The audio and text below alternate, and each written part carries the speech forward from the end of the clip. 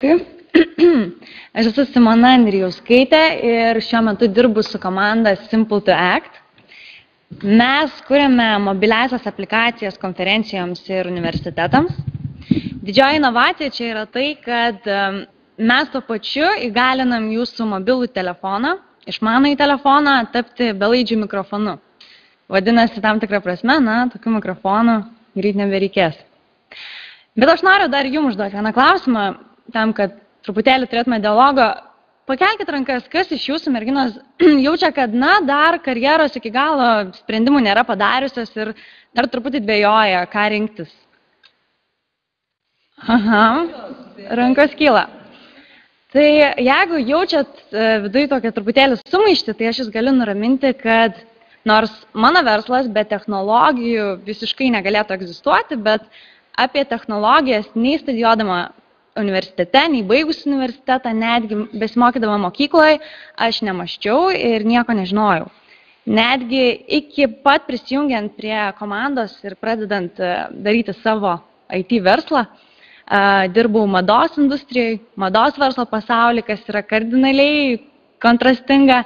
Ir jeigu mes dabar prieš 2 savaitės su komanda dalyvavom technologijų konferencijai Login, gal kažkas iš jūsų irgi buvot, tai anksčiau dalyvaudavau tokiuose mados renginiuose.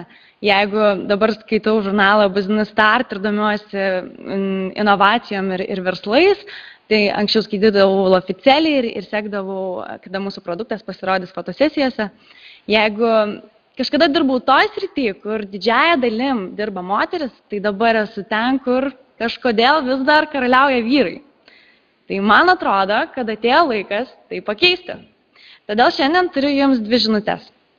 Kadangi mano kolegos labai išsamiai pristatė visą IT rinką, aš pati esu atsakinga už marketingą ir pardavimus IT sferoje, tai noriu šiek tiek pateikti viską kitų kampų, kad pamatytumėt visas pusės. Ir turim 2 žinutės. Pirmoji iš jų tai bus apie tai, kaip kartais pas mus galvoje atsiranda tokia sumaištis ir ypač mes moteris mėgstam viską sujaukti, ypač kai nuolatos aplink jūs keičiasi kažkokios aplinkybės, ar ne? Dabar didžioji dalis iš jūsų dar mokotės, tai neužilgo studijuosit. Visa jūsų aplinka kardinaliai pasikeis. Įeisit į darbo rinką, į pasaulį, aplinka dar kartą kardinaliai pasikeis. Tai pakalbėsime apie tai, kokius sprendimus jūs turite priimti dabar pat, tam, kad tą visą chaosą galėtumėt suvaldyti. Nes tai yra tai, ką sugeba daryti versle esančios moteris.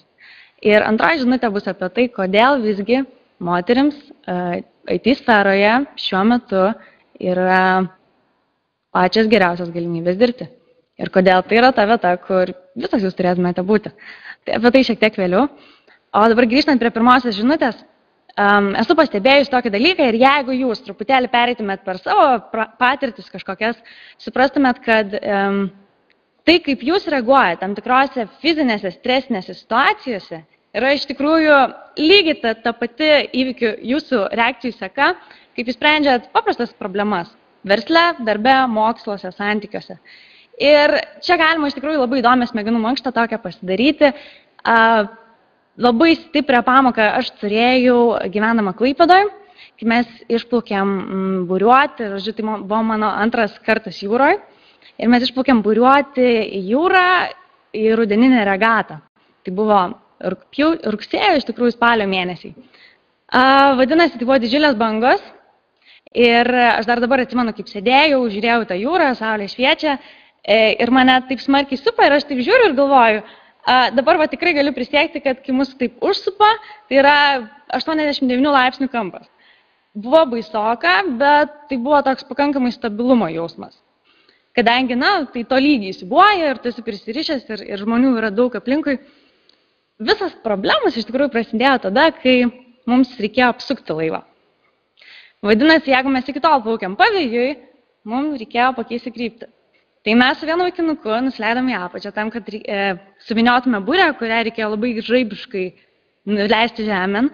Mes tą sėkmingai padarėm, viskas gerai ir tada aš įsmukau trumpam į tualetą, kadangi plaukai krito į veidą ir viršuje buvo didžiulis vėjas, galvojau susitvarkysiu ir ten tokia mažytė erdvė. Ir įsispyriau į tas sienas tam, kad jaučiu tam tikrą stabilumą, jaučiu, kad be galo krato, bet viskas kaip ir tvarkoj.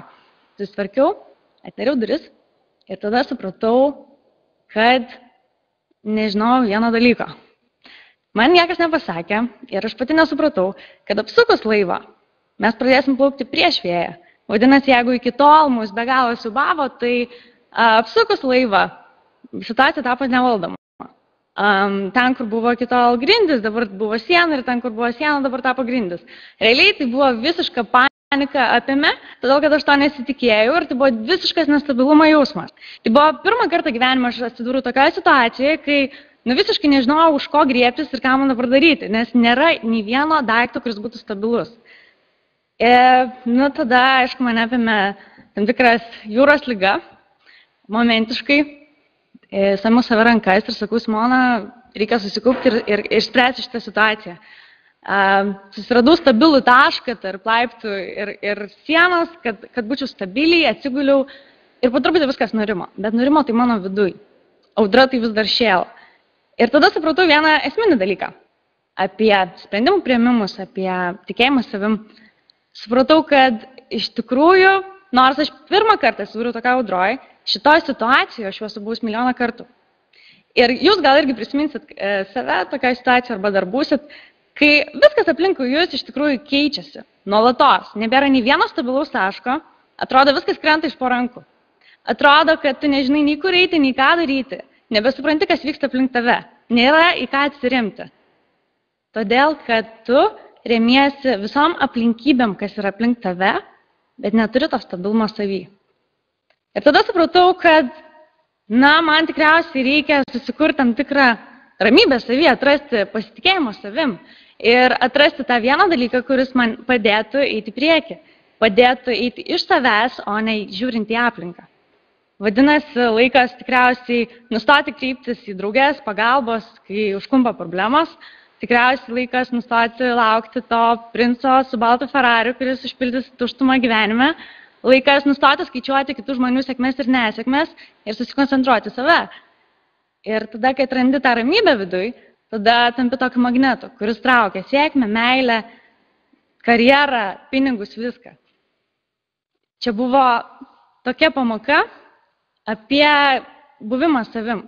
Apie tai, kad laikas surasti tą kažkokią savybę, kurią jūs visos turit, kuri jūs veš į priekį, būnant savim, nepasikliaujant jokią aplinką, nes aplinka keisis, jinai visą gyvenimą keisis aplink jūs.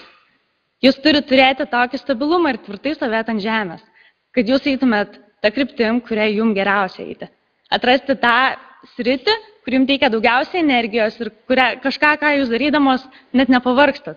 Jaučiat, kad laikas bėga ir jūs einat tą kryptim. Ir aš kalbu apie pasitikėjimą, apie buvimą savim. Vadinasi, technologijų versle moteris neprivalo būti vyriška ar valdinga. Jinai neprivalo tapti tokia, kokie yra vyrai. Net jeigu tas pasaulis kol kas dar priklauso vyram. Moteris privalo būti savim, todėl kad tai yra jos didžiausia stiprybė. Jūs su savo moteriškumu atėjusios į IT verslą būsit neįkainojamos. Todėl, kad vyrai vis dar nežino daugybės dalykų. Jie vis dar nemoka labai daug tokių subtilių dalykų, kokius mes moteris mokam. Ir kiekviena iš jūsų dar turi dar po vieną savybę, kurių nei viena kita neturit. Atraskite tą savybę. Supraskite, kas yra tai, kas jūs veža į priekį ir eikite tą priekį su degančiam akim. O technologijų verslas tai yra tokia auksinė žuvelė galimybių vandenyne. Tik tai reikia sugalvoti tą norą ir jis išsipildo. Kaip Anastasija sakė, tai magija, ar ne? Tam tikri dalykai, kurie atrodė neįmanomi, dabar tampa įmanomais. Ir jūs galite būti to dalim, darydamos visiškai tai, kas jums patinka. Nebūtinai tapti programerę, o galbūt tai yra jūsų pašaukimas. Galbūt jums reikia tapti pačia geriausia programerė. Aš jums pasakysiu vieną verslo paslaptį. Iš tikrųjų, geriausi dalykai versle atsitinka ten ir tada, kur dar kažko nėra arba kažko trūksta. Tai šiuo metu technologijų versle labai trūksta moterų. Tai būkit pirmos. Būkit pirmos pačios geriausios Lietuvoje programuotojas, būkit pirmos pačios geriausias verslininkės, būkit geriausias atradėjas, inžinierės, kas tik norit. Būkit pirmos, nes versle visada laimi tie, kurie yra pirmi. Tai linkiu atrasti tą tokį stabilumą viduje, pagauti tą savo auksinę žuvelę, būti pirmom, eiti drąsiai į priekį ir suprasti, ką jūs norite daryti gyvenime. Nes visiškai nesvarbu, kas jūs esate ir ką jūs turit viduje, bet jūs turite ištraukti iš savęs.